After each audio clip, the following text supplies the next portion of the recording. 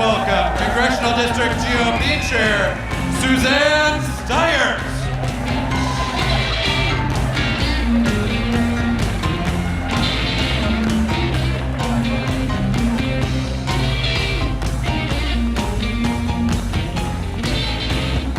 Hi, Colorado. Wow, it is such an honor to be asked to do this introduction. I've been around Colorado politics for a while, and the last 8 years have been bleak. We have lost membership in the Republican Party. We've lost races up and down the ticket. And this is one of the first times that I'm just so excited to see a candidate like Nikki Haley. After the New Hampshire primary, Donald Trump got on and said anyone who donates to Nikki Haley or supports her in the future is forever banned from MAGA. So the first thing I did, the first thing I did that morning was get online and make my second donation, and it came with this awesome t-shirt that says banned permanently. I am just so excited to have a candidate that is going to concentrate on actual issues instead of settling personal scores, a candidate who is not going to get caught up in all the drama and make this her family industry, a candidate that cares about our children and cares about our future and is running because she wants us to have a choice, a candidate that most importantly can win. And I think that candidate is Nikki Haley, and I just could not be more thrilled. It was actually, I have 3 daughters, and it was my daughters who, when the race was crowded, they were like, "Mom, we're supporting Nikki Haley." Like, they were the early adopters, and so was I, and I just can't imagine a better candidate to lead us out of this abyss. And with that, please welcome Nikki Haley.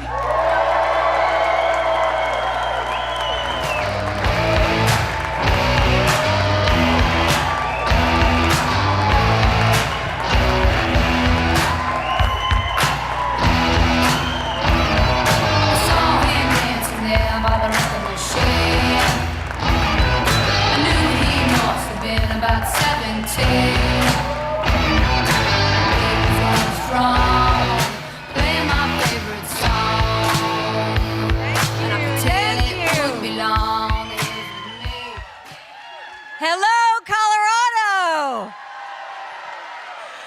Thank you for coming out today. It's great to see you. You know, I look back, and first of all, Suzanne, thank you for your leadership. She has really led the charge for us in Colorado. Thank you. I appreciate it. We're going to bring it home. You know, this has been quite the whirlwind. It's been a year since I announced I was running. We had 14 people in the race. I defeated a dozen of the fellas. I just got one more fella I got to catch up to. You know, we'll have a lot to talk about today. The first thing I want to talk about is, you know, we're going to talk about the state of Colorado, because the reason I'm concerned is I came from Michigan, where in 2012 they were a beacon of light. They were winning races up and down the ticket. They had passed a right-to-work law. Everybody was looking at Michigan. And when I was there this week, they've lost the governor's mansion, they've lost the state house, they've lost the state senate since Donald Trump was president. Then we went to Minnesota. Same thing. They lost the governor's mansion, they don't have the state house, they don't have the state senate, and they're feeling everything go the other way. Now I'm in Colorado. And I'm looking at the fact that no Republican has gotten over 45% statewide since Donald Trump was president. I want you to keep that in mind as we talk about things. I want to talk about policy first and how it's going to affect you every day, and then we're going to get into the politics. Because you're feeling this like no one else, Colorado especially. We are $34 trillion in debt. We're having to borrow money just to make our interest payments. China owns some of that debt. For the first time, we're spending more money in interest payments than we are in our defense budget. Do you know who loves that? Russia, China, and Iran. I would love to tell you that Joe Biden did that to us. But I've always spoken in hard truths, and I'm going to do that with you today. Donald Trump and our Republicans did that to us too. You go back and you look at that $2.2 trillion COVID stimulus bill that they passed with no accountability.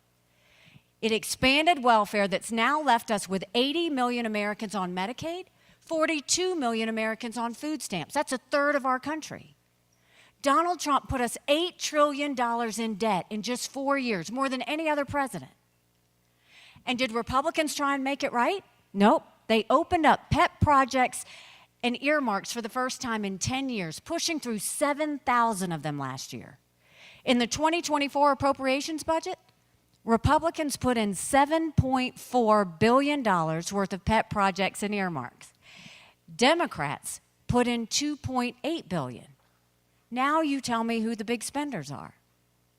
All while 1 in 6 American families can't afford their utility bill. 60% of Americans are living paycheck to paycheck. 50% of American families can't afford diapers. Don't you think it's finally time we had an accountant in the White House?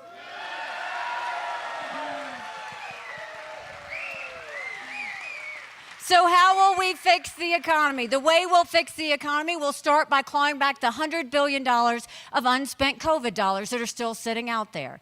Instead of 87,000 IRS agents going after middle America, let's go after the hundreds of billions of dollars of COVID fraud. 1 out of every $7 was spent fraudulently.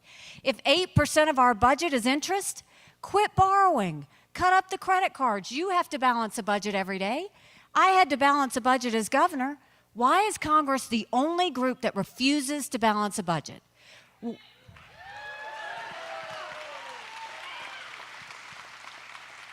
We'll stop the spending, we'll stop the borrowing, we'll eliminate their pet projects, and I will veto any spending bill that doesn't take us back to pre-COVID levels. That will save us trillions.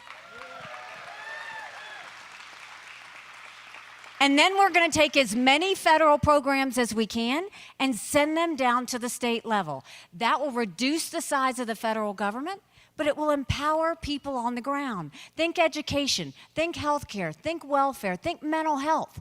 If we cut the strings and sent the resources down, it's better if you're making the decision than some bureaucrats in Washington, D.C.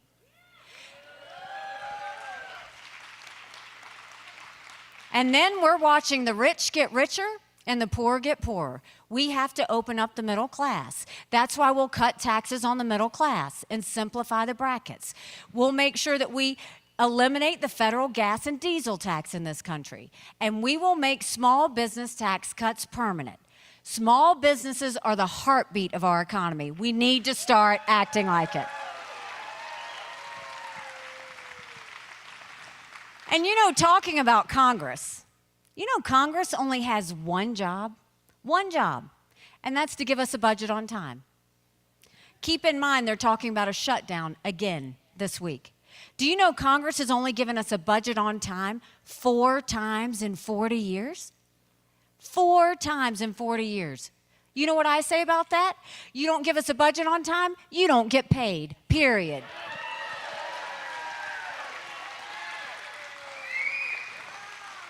Don't you think it's finally time we had term limits in Washington, D.C.? Don't you think we need to have mental competency tests for anyone over the age of 75? Now, I want to say this. I'm not being disrespectful when I say that. We all know people over 75 that can run circles around us. And then we know Joe Biden. Congress has become the most privileged nursing home in the country. We can't play with this. These are people making decisions on our national security. These are people making decisions on the future of our economy. We need to know they're at the top of their game. And then let's talk about the border. Denver has had more illegal immigrants come here than any city in America. per capita. It is unbelievable what is happening. I can't believe this is the United States of America. When I was governor of South Carolina, we passed the toughest illegal immigration law in the country. President Obama sued us over it, and we won.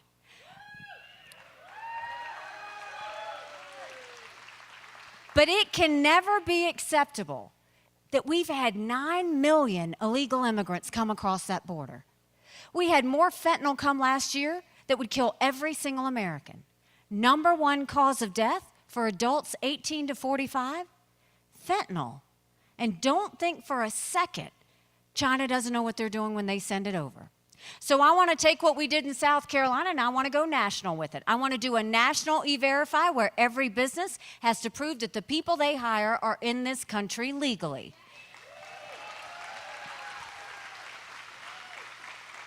Let's defund sanctuary cities once and for all. No more safe havens in America. We're going to put 25,000 Border Patrol and ICE agents on the ground and let them do their job. We're going to go back to the Remain in Mexico policy so that no one even steps foot on U.S. soil. And instead of catch and release, we're going to go to catch and deport. That is how we will stop what's happening on the border. But look at what happened last week. Congress had a border bill. Now, that border bill had a good part about it. It strengthened asylum laws. We need to strengthen asylum laws. 3 million illegal immigrants came in under Trump's watch because the asylum laws weren't strong enough. But where it was weak, it didn't have the Remain in Mexico policy. We need that. And it had a 5,000 person threshold. We can't even have a 1 person threshold. We can't have anybody coming across the border illegally. But what went wrong is Congress should have gotten in a room, strengthened the bill, and not left until they got it done. But what happened? Donald Trump comes in, says don't pass anything until after the general election, and Congress went home on vacation for 2 weeks. We can't wait. We can't wait one more day to pass a strong immigration bill. We've got to get it done. Congress needs to do their job, and Trump needs to stay out of it, period.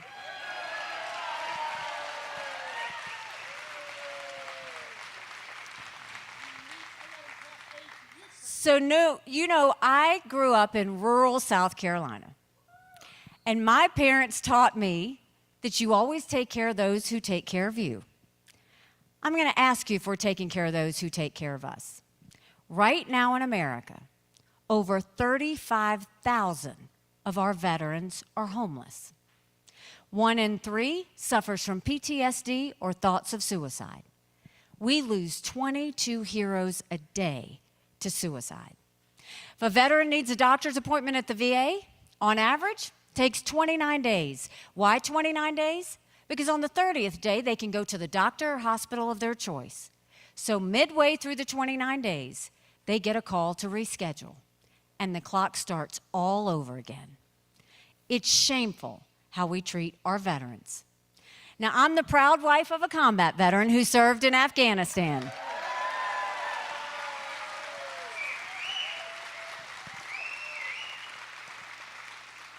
And when Michael came home to us, that was a lot of prayers answered. But that was the easy part. When we got home, life got hard. Michael couldn't hear loud noises. He couldn't be in crowds. Life had passed him by for the year that he was gone, and the transition was tough. We can't just love our men and women when they're gone. We got to love them when they come back home, too.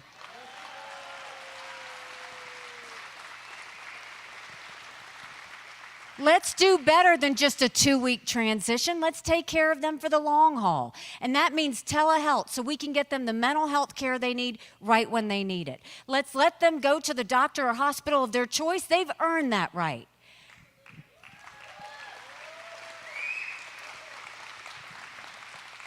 And I think the best way we take care of VA health care, I think every member of Congress should have to get their health care from the VA, and you watch how fast that gets fixed. It'll be the best health care you've ever seen, guaranteed. Speaking of our military, let's talk about national security. The world is on fire, literally. We've got a war in Europe. We've got a war in the Middle East. We've got North Korea testing intercontinental ballistic missiles capable of hitting the U.S. You've got China doing cyber attacks on our infrastructure. And now we've got Russia doing blinding satellites, so we can't see anything coming in or what they do. But make no mistake, none of this would have happened had we not had that debacle in Afghanistan. The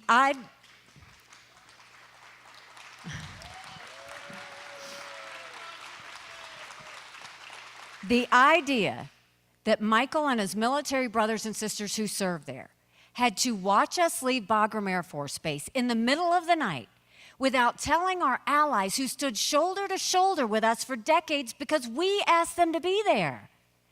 Think about what that said to our friends. More importantly, think about what it says to our enemies. And now you look at what's happening, and the one thing America needs more than anything is you have got to have a leader that has moral clarity.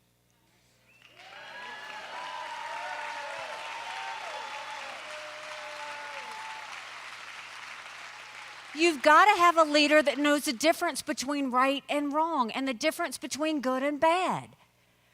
In South Carolina last week, Donald Trump got on stage, went off his teleprompter, and said that he would actually encourage Putin to invade our allies. Now think about what that means. That means Donald Trump's going to side with a tyrant who kills his political opponents. That means Donald Trump is going to side with a thug where 500,000 people have died or been wounded because of Russia invading Ukraine. That means Donald Trump is going to side with a madman who arrests American journalists and holds them hostage. Putin's made no bones about the fact that he wants to destroy America. And Donald Trump's going to choose him over our allies who stood with us after 9/11? In that one moment, he made all of our allies vulnerable, he emboldened Putin, and he put every one of our men and women in the military serving there in danger. And what's happened now? Now Putin's got soldiers he's putting around the Baltics. Words matter. Moral clarity matters. We need a president who understands the number one job is to prevent war, period.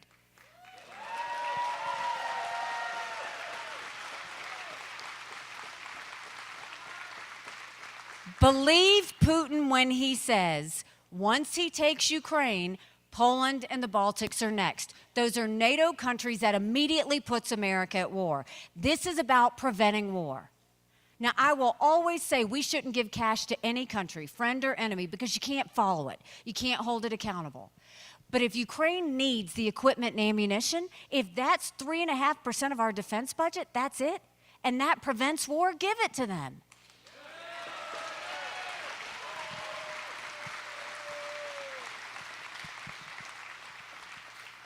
America needs to go back to understanding what it means to have peace through strength. We should never be so arrogant to think America doesn't need friends. After 9/11, America needed a lot of friends. So we know what we need to do with national security. We know what we need to do with domestic policy. Now let's talk about what needs to happen on Election Day. Because there's a decision to make. We can either go with more of the same, or we can go with something new.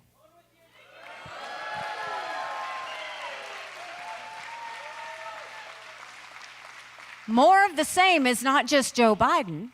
More of the same is also Donald Trump. And just look at what he's done recently.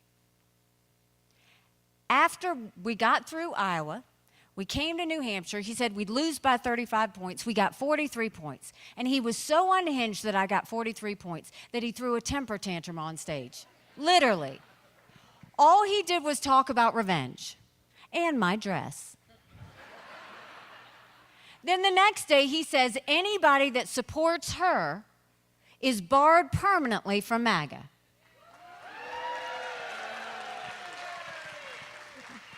We had a little fun with that. We sold T-shirts that said barred permanently. We sold 25,000 T-shirts when he said that. But think about what he said in that moment. When you're running as President of the United States, your job is to bring people into the fold, not push them out of your club. And then he went a step further the next day and tried to push the RNC to name him the presumptive nominee. We don't anoint kings in America. We have elections. We give people choices.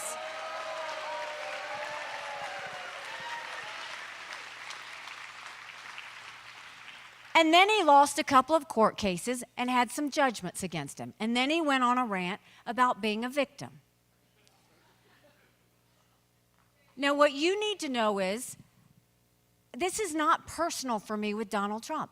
I voted for Donald Trump twice. I was proud to serve America in his administration. But the truth of the matter is, chaos follows him. Everywhere he goes, chaos follows him. And we can't be a country in disarray and a world on fire and go through 4 more years of chaos. We wouldn't survive it. But when you look at whether it was how he acted in New Hampshire or whether how he acted after the court cases, what bothers me the most is at no point did he ever talk about the American people. At no point did he talk about the $34 trillion in debt. At no point did he talk about the fact that only 31% of 8th graders in our country are proficient in reading. At no point did he talk about the lawlessness on the border and how he tried to stop Congress from doing that. At no point did he talk about the lawlessness in our cities. And at no point did he talk about the wars around the world. All he did was talk about himself. And that's the problem. This isn't about him. It's about the American people.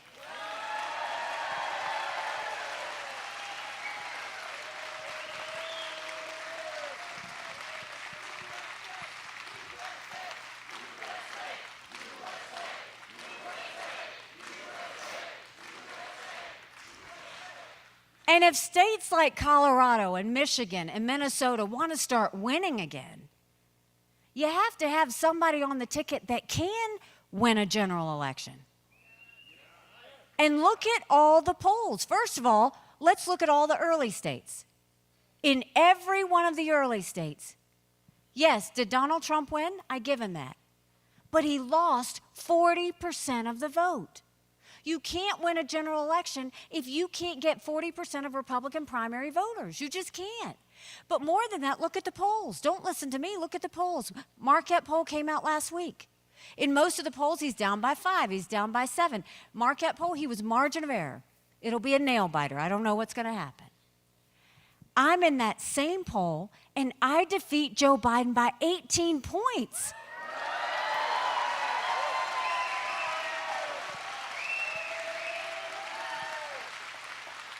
Do you know what that means? That's bigger than the presidency. That's House, that's Senate, that's governorships, that's school boards. That's a complete change for our country. But more than that, you win by double digits, then that's going into D.C. with a mandate to stop the wasteful spending and get our economy back on track. A mandate to get our kids reading again and go back to the basics in education. A mandate to secure our borders with no more excuses. A mandate to bring law and order back to our cities. And a mandate for a strong America that prevents wars that we can all be proud of. Don't you want that?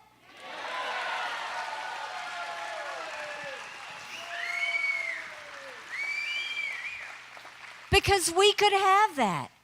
But in order to have that, it's going to take a lot of courage. Courage from everybody here. Courage for me to run. And courage for every one of you to know. Don't complain about what happens in a general election if you don't vote in this primary. It matters.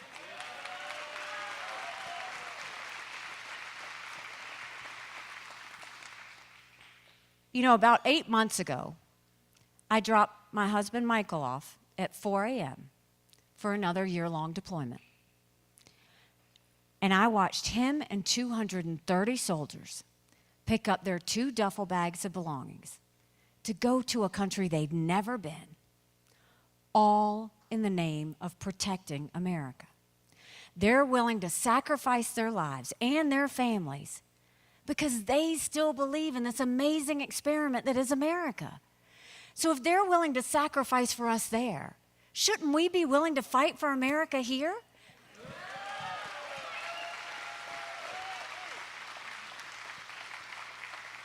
Because we have a country to save.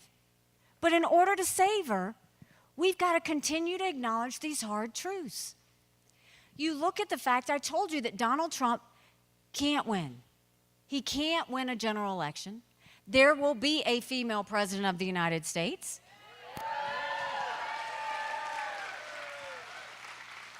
The hard truth is it's either going to be me or Kamala Harris.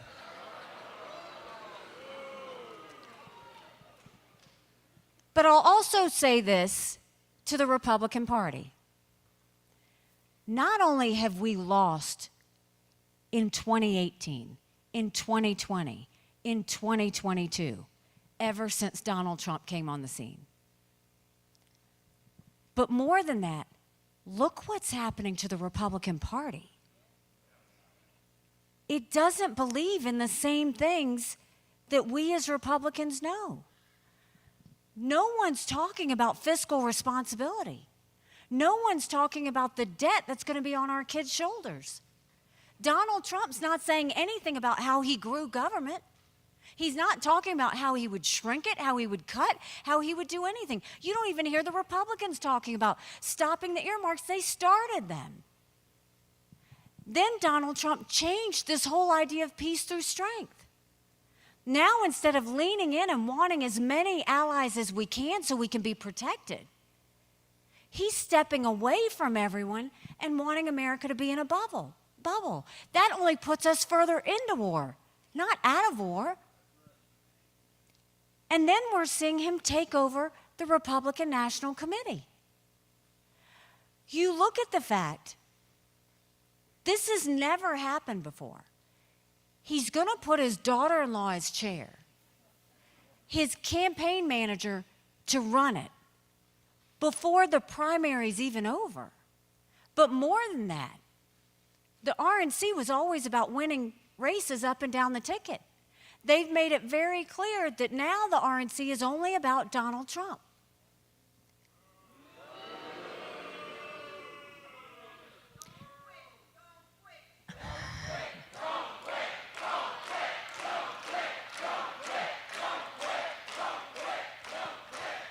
All right, y'all, I'm still standing here.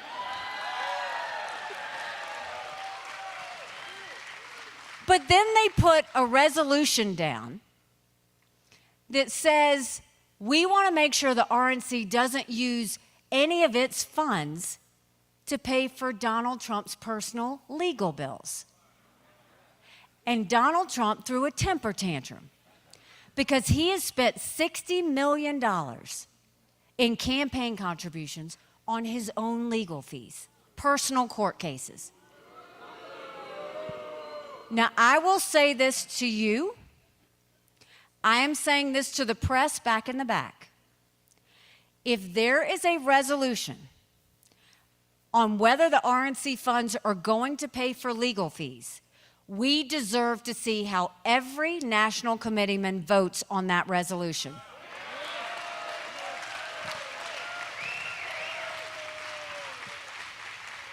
I want to see how the two from Colorado vote. I want to see how the two from Minnesota vote. I want to see how the two from Michigan vote. I want to see how the two from South Carolina vote. Show us that vote. And if they don't show us that vote, and if for some reason that resolution magically comes down, then force Donald Trump to answer for it. Because everybody within the Republican Party needs to take notice again that it's further control and further moves to get the party to go in a direction that's not us. Look, I'm not doing this for any reason. The press is falling all over themselves trying to figure out why I keep fighting. And the reason I keep fighting, at first they were like, oh, she wants vice president. I think I've pretty much proven that that's not the case. And then they said, oh, but it's about her political future. If it was about my political future, I would have been out a long time ago like the rest of the fellas. The reason I'm doing this is I don't want my kids to live like this. I don't want your kids or your grandkids to live like this.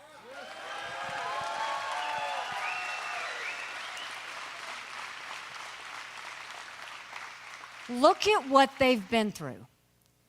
They went through COVID. The younger generation will tell you they're worried about this debt and what it's going to mean in their life. They're worried, you see? They're worried about if they're ever going to find a job, if they're going to be able to make ends meet. They don't know how they're ever going to afford a home. They're worried about wars breaking out.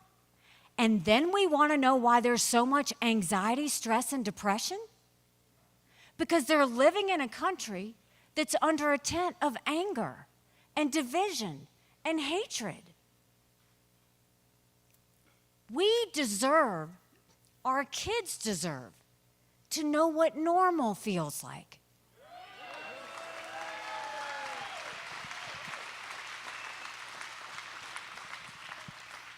Imagine a country where you can sit at the dinner table with your family and not have a political fight. Imagine a country where you can go to work and say what you need to without worrying about being demoted. Imagine a country where we can strongly disagree, but we don't have to hate each other.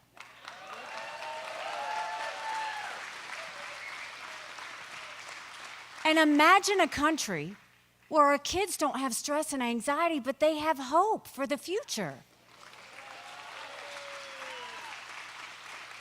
That's the country that I want for your kids and mine. You know, when I first announced, they asked me why I was doing this, and I said, do you know my parents came here 50 years ago to an America that was strong and proud and full of opportunities. I want them to know that country again.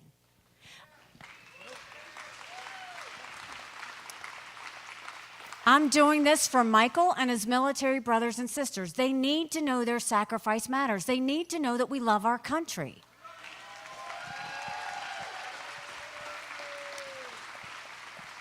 I'm doing this for my daughter who just got married, and I saw how hard it was for her and her husband to buy a home. The average home buyer in America now is 49 years old. The American dream is leaving them. And I'm doing this for my son, who's a senior in college, and I am tired of watching him write papers of things he doesn't believe in just to get an A. That's not us. That's not America.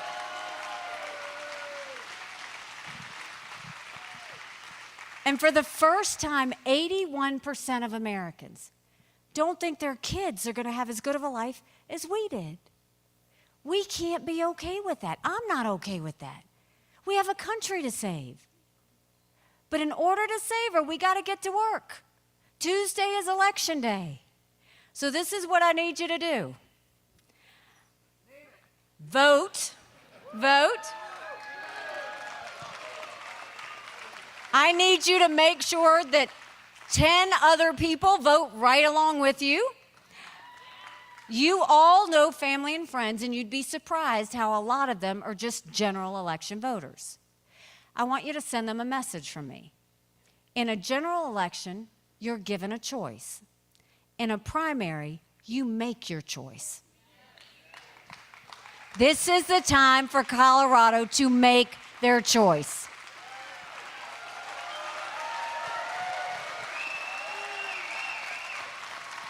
So let's get to work.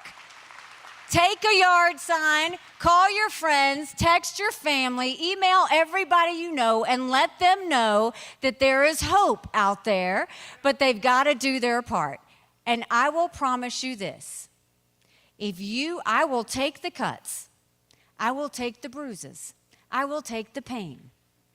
Because I believe sometimes you have to go through the pain to realize the blessing.